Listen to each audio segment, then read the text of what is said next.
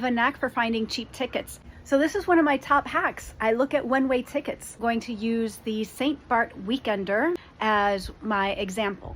Although the St. Bart Weekender is in St. Bart, St. Martin is the closest island, and it's got an international airport. St. Bart only has a private, small runway. I found that all the flights coming back on Sunday were just very complicated. They had you going through 2 different cities, and they were expensive.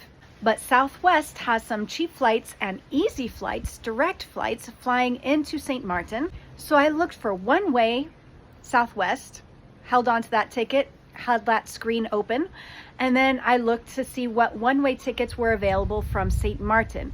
And of course you have to be a little bit flexible. If you only travel on Sunday, it's going to be very difficult. But if you're open to traveling on Monday or on Tuesday, even better.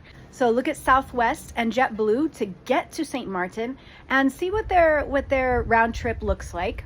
But then look at American Airlines flights coming back and just look for one way with American Airlines, because for some reason the round trip tickets in total were more expensive than doing one way with one airline and the other way with the other airline.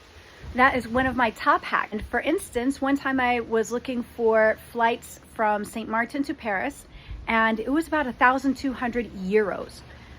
It was December, it was high season, and actually I thought to myself, you know what, it's Christmas. I want to see my family.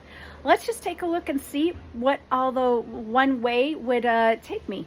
And I ended up with a ticket from St. Martin to Puerto Rico, Puerto Rico to Miami, Miami to Paris for 1,000 euros. Less than the round trip ticket from St. Martin to Paris.